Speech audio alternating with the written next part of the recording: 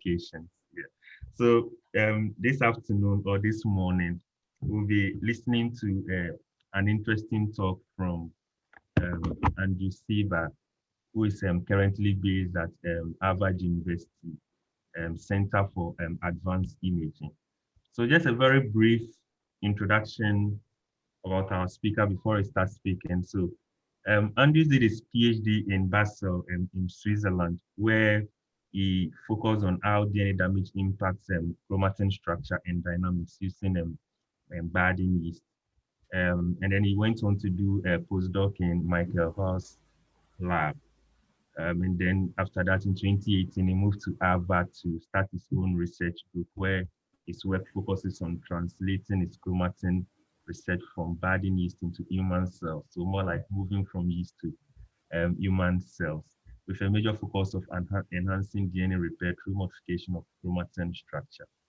So this today is going to give us a talk on, I think basically going to encompass what he did during his PhD and his postdoc, and maybe some work is done in his lab, because I can see the title rhymes through his PhD work and his postdoc work. So chromatin mobility and precision genome engineering is the title for this afternoon's talk. So without much ado, would like to welcome our main speaker, our keynote speaker for today, Andrew Seeber from Harvard University, to give us a talk. So Andrews, over to you. Let's listen to your interesting work you've done so far. Thank you very much, Vincent. Yeah, let me just get my screen going and we'll get started. So this will be a relatively short talk. So we're talking about 30 to 40 minutes, and then there'll be time for questions afterwards. But if you'd like to interrupt me at any point, just shout at me and, ask your question. That shouldn't be any problem at all. So what I'm going to be talking to you today about is two topics really. So this is going to be chromatin mobility, and then how this can actually affect a biological process. So this is going to be precision genome engineering, basically. So many of you will already know this, but we'll start from the basics, that essentially DNA is not simply naked inside the cells, right? It's not just a single piece of spaghetti. Rather than what you really have is your DNA wrapped around nucleosomes. So here's an EM image of some simple DNA wrapped around these nucleosomes. And of course, this is not reality either inside the cell. Rather, it's more packed into these fibers that we call chromatin fibers. So these large, higher order structures. And recently, there's been a lot of work in trying to understand the structure of your chromatin, these chromatin fibers. So many people have been working for a long time on this, but a large number of new techniques have really allowed us to push the limits into understanding the structure of chromatin. So things like using different fish style and fluorescent readouts to get the structure of chromatin.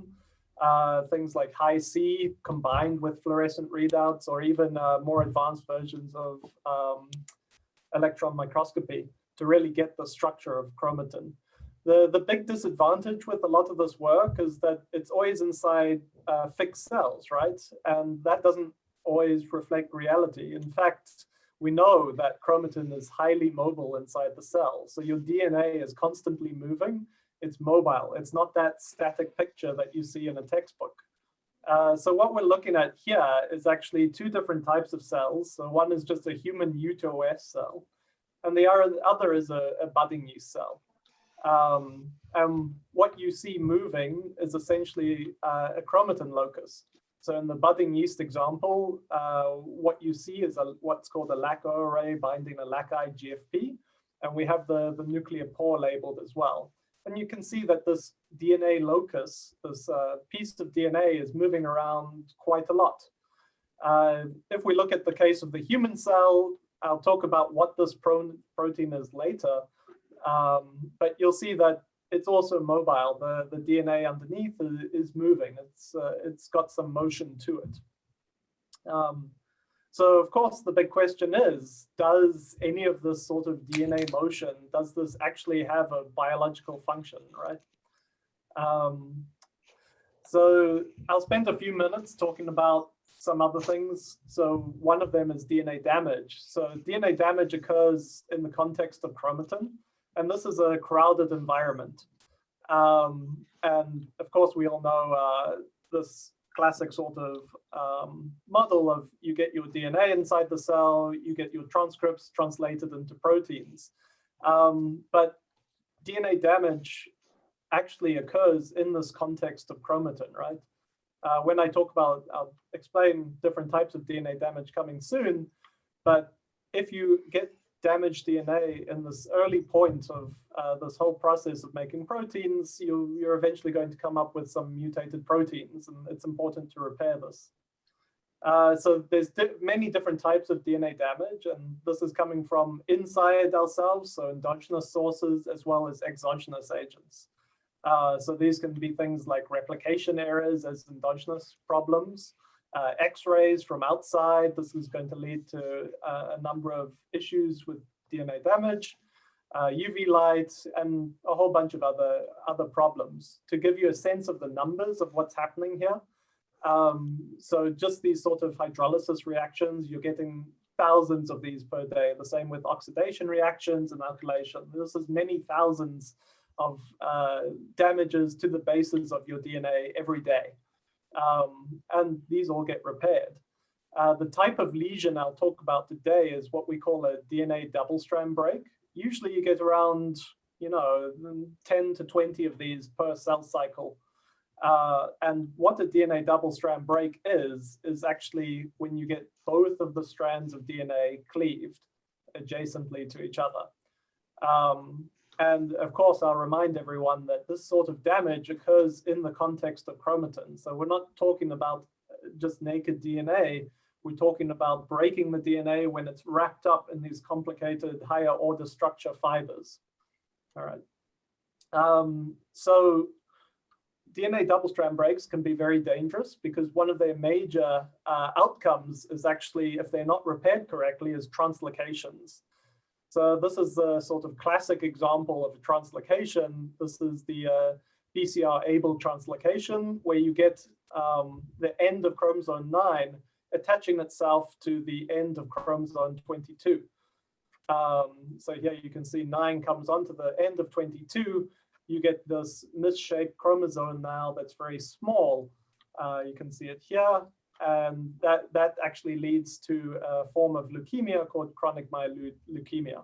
And that's due to a fusion protein forming when you get this translocation event. And there's actually many, many different types of translocation events that lead to a large variety of cancers. And we discover more of these every day because some of them are actually quite rare.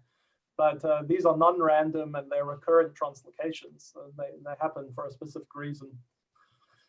And this is why it's really important to understand that if you have a single unrepaired DNA double-strand break, that leads to cell death.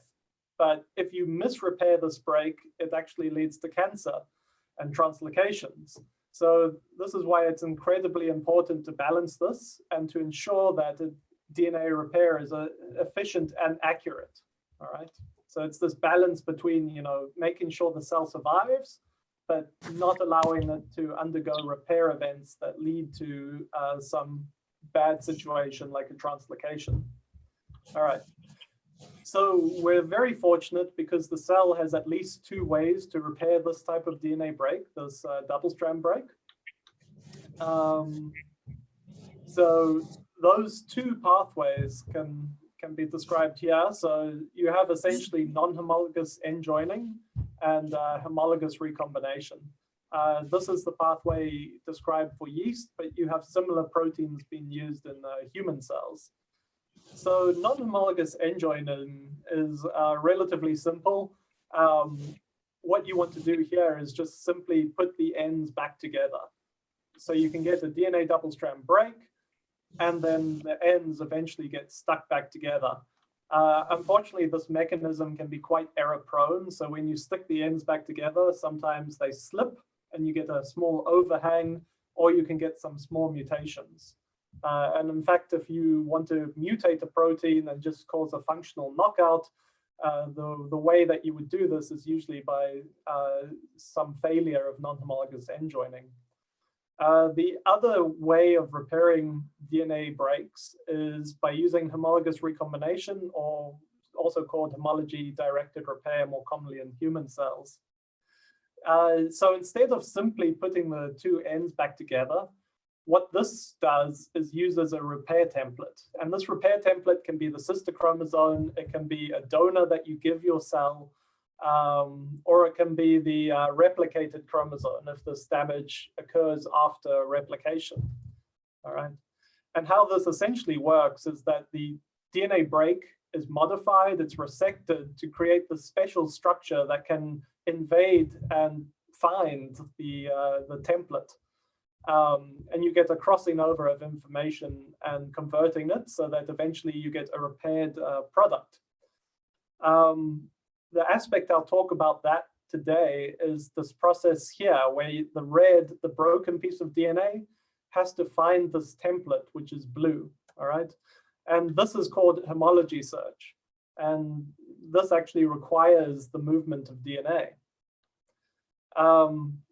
So the question here is, could this chromatin dynamics change the efficiency of DNA repair? The sort of test model that we use for this is this. So imagine that we have a chromosome that's floating over here inside the nucleus, and now it gets broken. All right.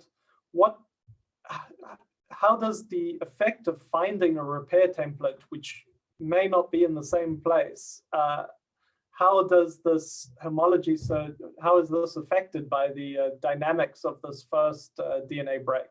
So if we increase the speed of this red guy, do you find the blue one faster? What about if we change the location of the blue guy, if we put him onto the nuclear periphery or something like this? How does this all change the dynamics of when they encounter each other? So to be able to ask any of those questions, we actually need to be able to quantify how things move, right? And how things move inside the nucleus, inside a cell. So this is how we do it essentially. So this is a little yeast cell, and the red is the nuclear pore. So you're seeing the outline of the nuclear periphery here.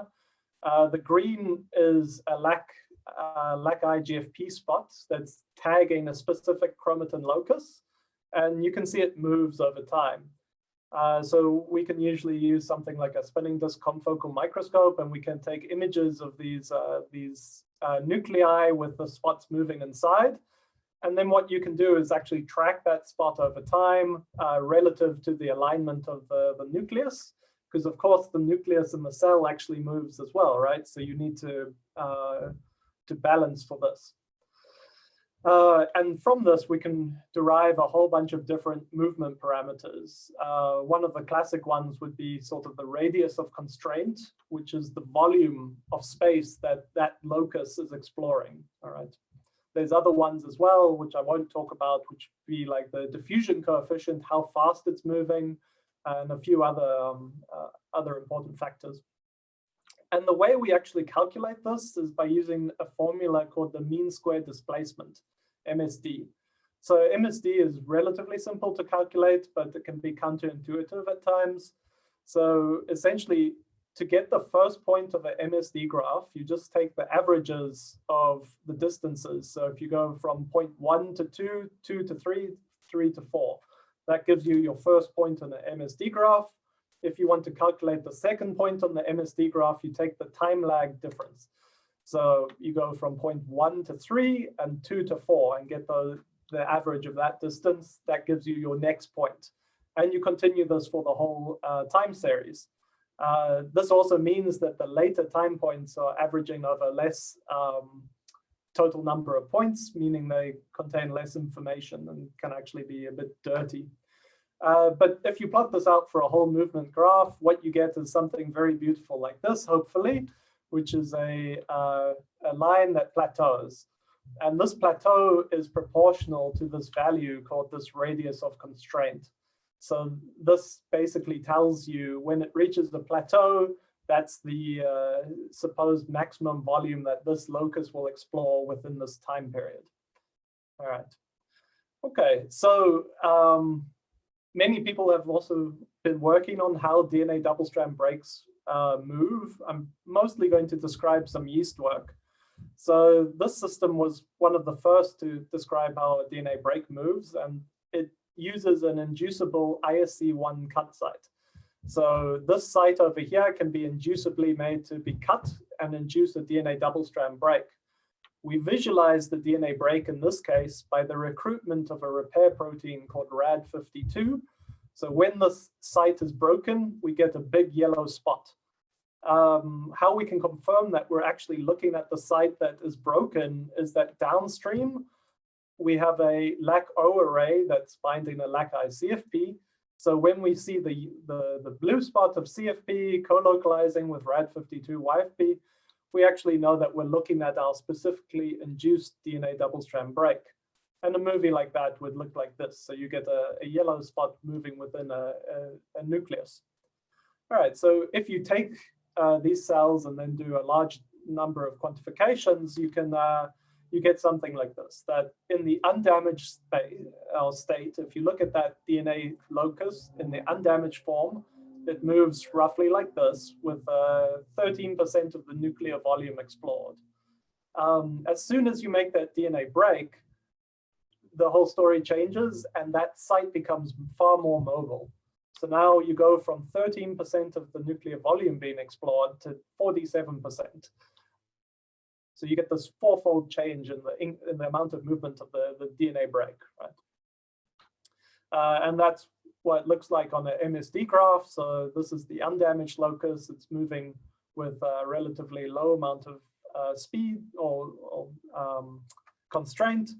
And that when you get broken, it becomes much more mobile. And to summarize a lot of other work, we know that mutants that have repair defects that can't modify the site of the DNA break, they do not have this increased double-strand break motion. So we know that something is happening at the site of the DNA break, but what is it? To contrast this with Andrew, just a quick question. Can I just interrupt to ask a quick question? Yeah, go for it, Vincent. If we go back to the previous slide, no, the previous one. This yes. one? No. This one? This one, yes.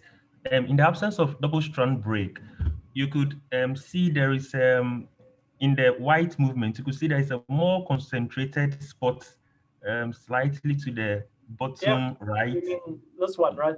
Yes, yes. Yeah. So even though it's moving far less compared to in the presence of double-strand break, we could see this. Is there something happening here which is localizing the movement to that spot relatively to exploring other areas?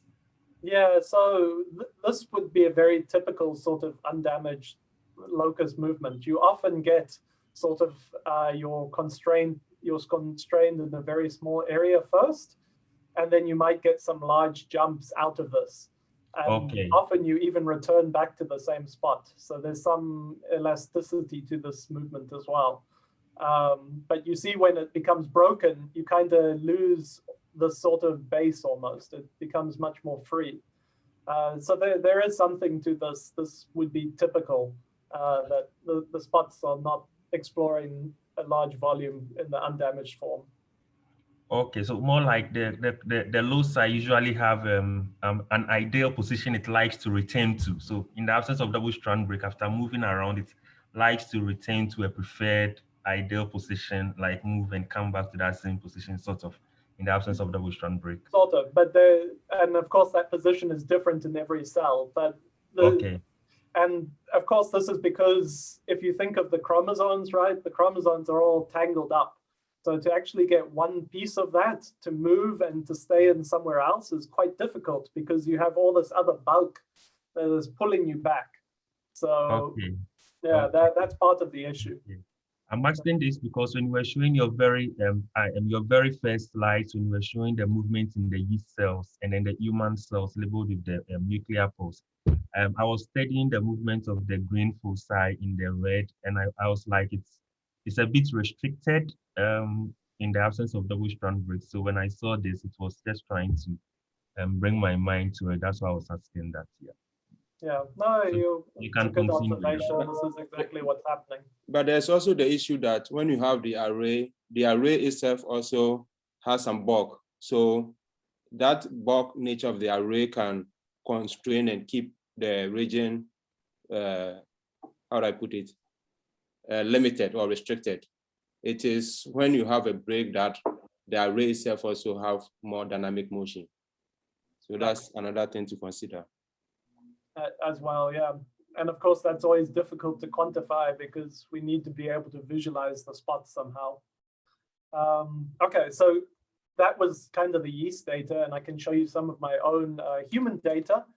So I showed this image before of a human cell with spots that move. So that's actually a repair protein called 53BP1, and it's very important for DNA repair of double-strand breaks in human cells.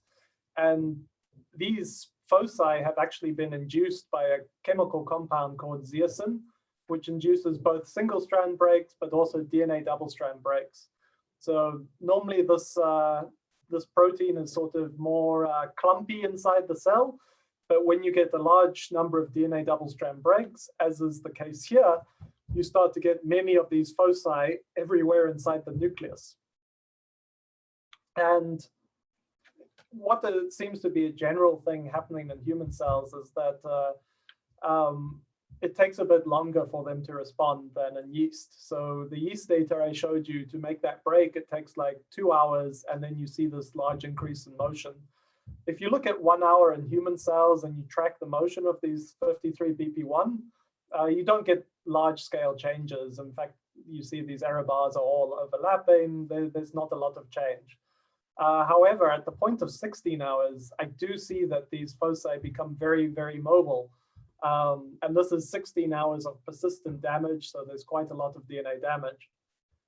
So this is just showing that the yeast data does go along with the human data, but there's definitely some differences as well. So the other big question around here, so it's great, okay, DNA double-strand breaks in certain conditions, they move a lot more.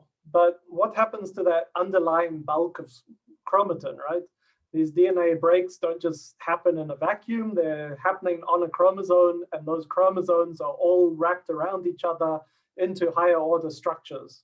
All right, so what happens to the rest of chromatin after a DNA break? So I published something about that almost 8 years ago, actually. But essentially, the experiment is that if you take this drug zeaxanthin to induce random DNA double-strand breaks, and then if you look inside the yeast nucleus and track a DNA locus that has no DNA damage. So we have a cell now with DNA damage, but we look at a part of the cell that has no damage, and we ask what happens to the movement of that, that piece of DNA. We see that as we increase the concentration of this zeaxanthin and induce more DNA breaks, that we get a larger amount of movement. So you go from the undamaged with the blue to a small amount of damage, not much change. But as soon as you start to get significant amount of damage, you start to get this large scale movement of parts of the chromatin that is actually not damaged. Okay. So that's summarized here, that this undamaged condition is moving only a little bit. But as soon as we add DNA damage, we get DNA damage elsewhere in the nucleus. And then this undamaged spot of DNA starts to move a lot more. All right. So the question here is, what's driving all of this break and global movement, right? What's the underlying cause that's driving this? And I'll talk about some of my work here that basically asking the question of, can we use chromatin motion and polymer models to understand changes in chromatin structure at the DNA breaks? This work was actually joint with one of my friends. His name's Asaf Amitai. He's in MIT. And essentially, he works on polymer models. And polymer models are useful because they can allow us to sort of understand these chromosomes in a sort of a coarse grain view, so on a sort of zoomed out view. essentially, Asaf had come up with a very cool model, which he was calling the beta polymer model. And this was predicting that as chromatin becomes unwound, or as this polymer becomes unwound, you get an increase of alpha from 0.3 to 0.5. So what's this alpha value? So alpha is actually obtained by taking one of those MSD graphs, and you simply put a log onto the scales, and then the slope of that graph is going to be this alpha value. And we were predicting that as alpha increases, you actually get unwinding of this chromatin and it opening up a bit. And when we looked at our yeast data, what we could see is that in the undamaged form, these alpha values were around 0.3, but as soon as we induced DNA damage, they increased to 0.46. So going along with this, that means that we think, and this model was predicting, that at the site of a DNA break, you should get some sort of chromatin expansion. To test that, we actually used some structured illumination microscopy.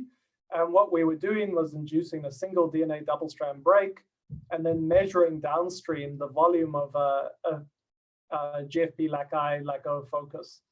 All right, so that would look like this, these little green spots. To confirm that our sort of technique was working, we took the case of G1 and S phase spots. So in S phase, you get replication. So you get the replication of the LAC-O focus over here. So that should be a larger focus with more intensity. And this is what you actually see. So if you look at simply in the uncut conditions, the orange line behind the green here, as you move into S phase to the blue, you get a larger volume. How you read this cumulative frequency graph is that as it shifts to the right, you get larger on average volumes. So you see going from G1 to S, you get a larger volume, which is sort of confirming that we're actually seeing the DNA replication. And when we induce the DNA double-strand break, we actually get an even larger volumes of these spots, which is saying to us that we were getting a decompaction of the chromatin next to the break. Okay.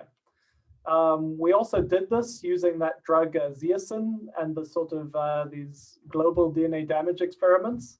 So if we simply took this undamaged focus inside the DNA damaged cell and we measured the volume of that focus, we found that as we increase the amount of DNA damage, we actually get larger increases in this volume of this spot. All right, so we're fairly confident that DNA damage causes chromatin expansion at the break and genome-wide, but the question has always been how. So we see this expansion, but really what's driving it? So we found something pretty cool. So it turns out that DNA damage actually induces histone degradation genome-wide. So if you take this drug zeaxanthin and you simply treat your cells, and if you measure histone levels, what you find is that over time, the histones start to be degraded. And this is very counterintuitive. Why would this happen? So here you see an experiment with H2B CFP, and as you induce the zeaxanthin, you get this degradation, and that's quantified here. So we confirmed this with many different other techniques, Western blot, mass spectrometry, and all very reproducible and clear.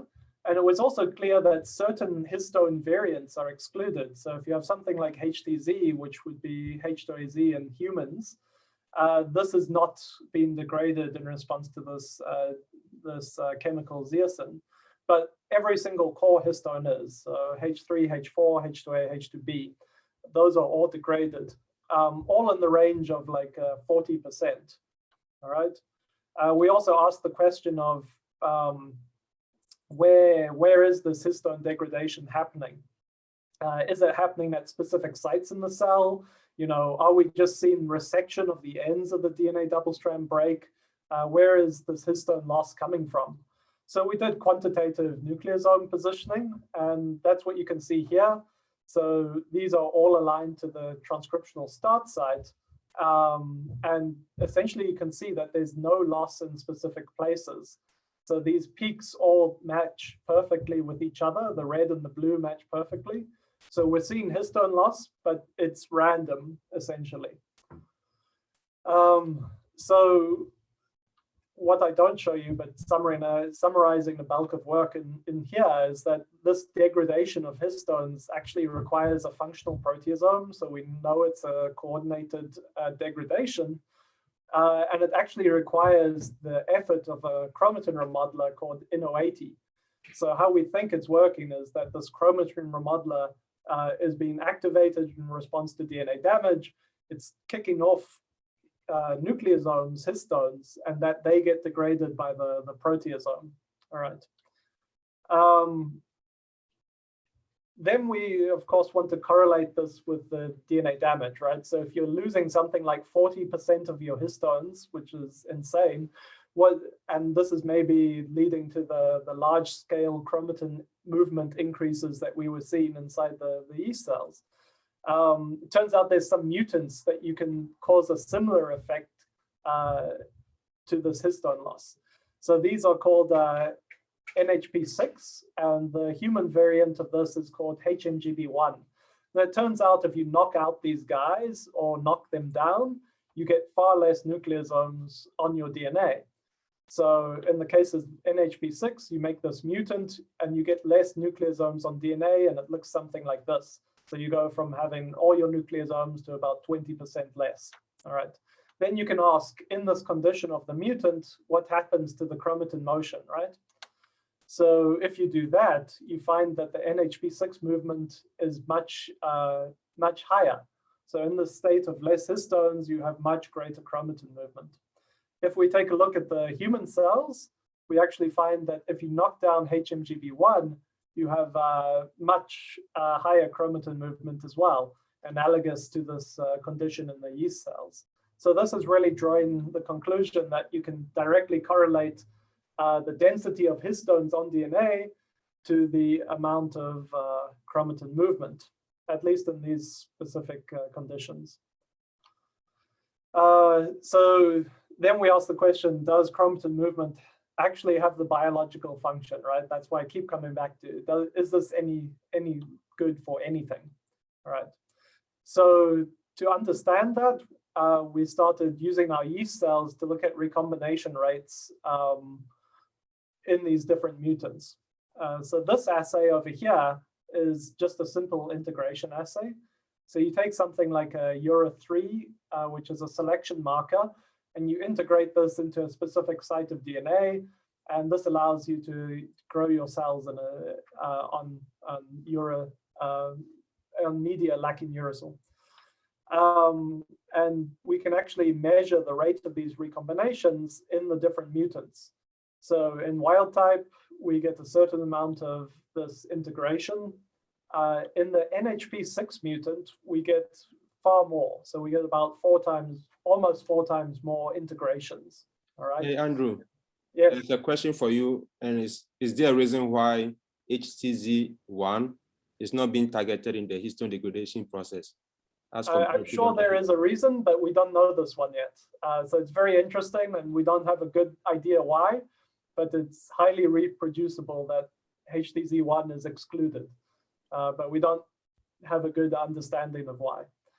But yeah, that's very interesting. So NHP6 is recombining much more. And if we take a mutant called ARP8, and this is actually the functional or a very important part of this chromatin remodeler I was talking about. So if you delete ARP8, this chromatin remodeler doesn't work. You can't actually remove the histones from DNA at DNA breaks. And here you get far less recombination, actually. So there's another way to test this as well. Of course, these mutants can have other pleiotropic effects.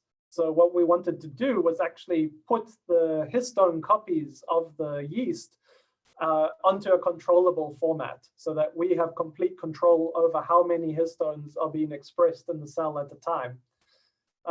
And that's what this assay is. Basically, we have only the histones being expressed on a controllable reporter with H3 and H4 being expressed.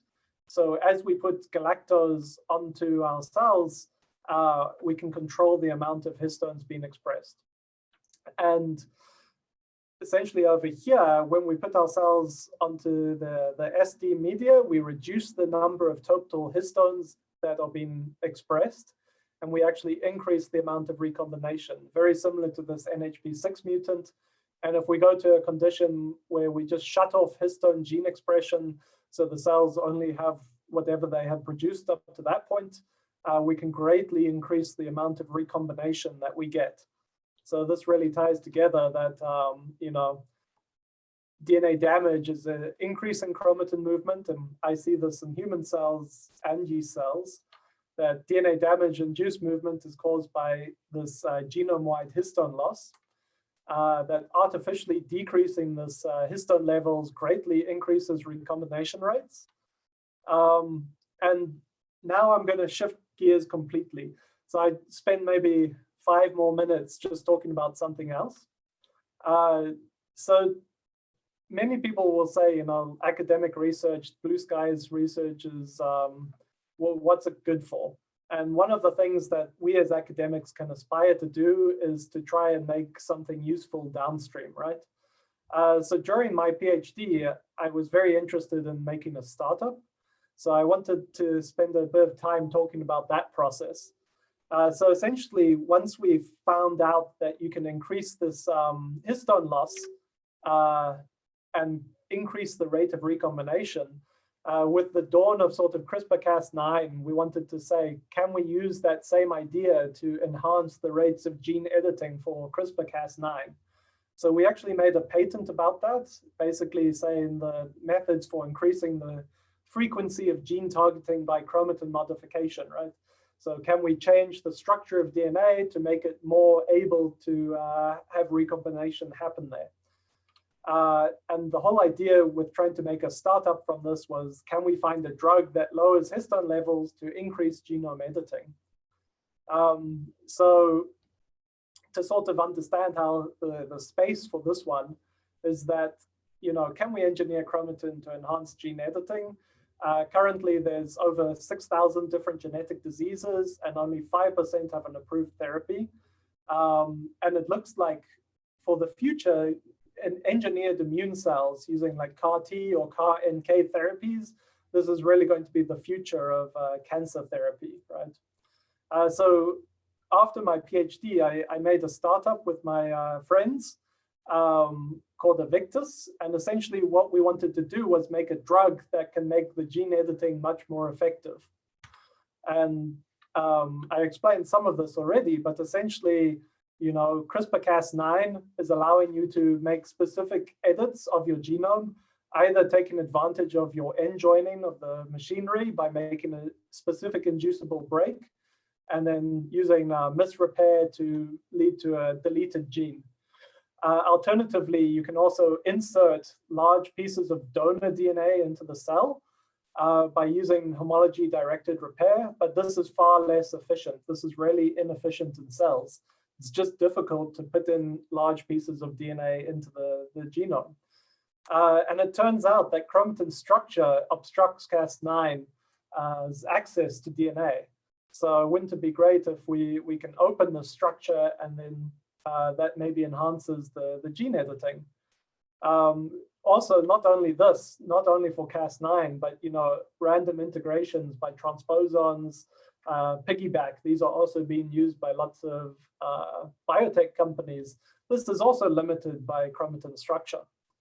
So the hypothesis for this startup was actually, you know, if you can think of gene editing right now as trying to cut this piece of metal wire with like some office scissor, you can do this, right? If you keep chopping, you're going to get through this eventually, but it's really inefficient. And those rates of inefficiency are something like 0.5 to 20%, all right? And this low editing efficiency is actually a major problem for a lot of these gene editing companies. So these are some of the 3 biggest: Editas, CRISPR Therapeutics, and Intellia, because a lot of these companies are focusing on modifying your endogenous cells.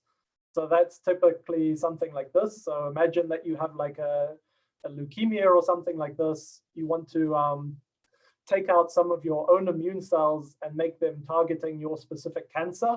So you would take those cells out of your body, you modify them, you insert a specific donor that makes these immune cells more specific for your cancer, and then you inject them back in.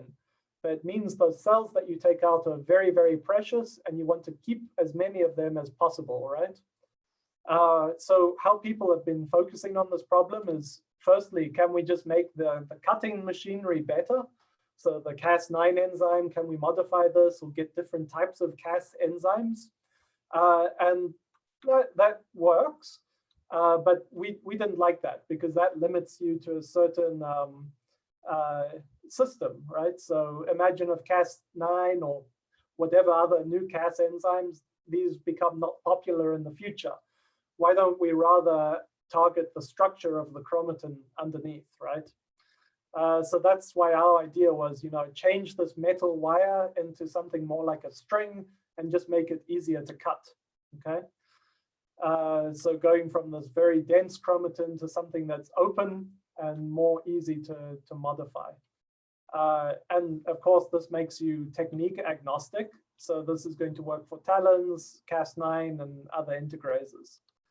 And just to give you an idea of how this process sort of works, is that in our case, we actually start with a base assay, can we confirm that opening the chromatin structure enhances genome editing? So first you have to come from the yeast data and then convert this to human cells. You have to confirm it in many different cell lines, right? And then you need to start to look for a drug that can maybe recapitulate what you're measuring.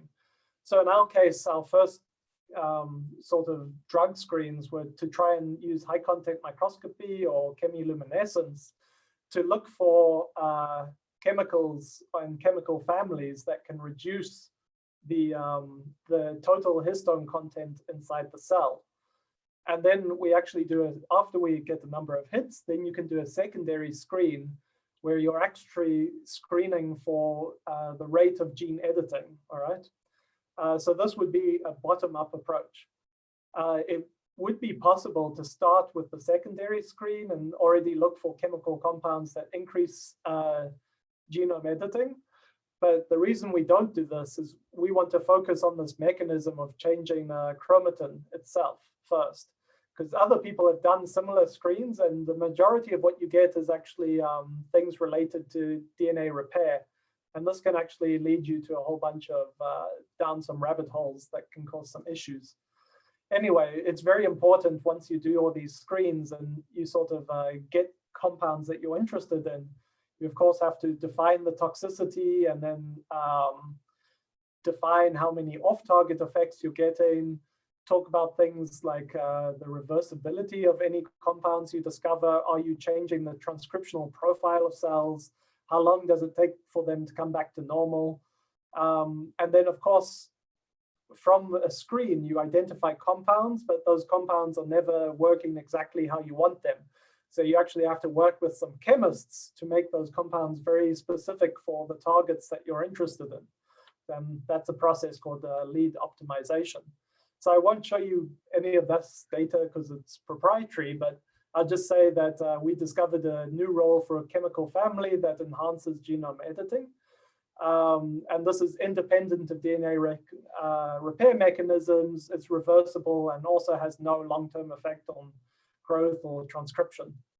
So yeah, with that, I just want to acknowledge some people. Actually, Hytham is in the audience. So Hytham was with me in the very beginning. Kwesi was also with me for some time. And then my startup team as well, who have been always very fun to work with.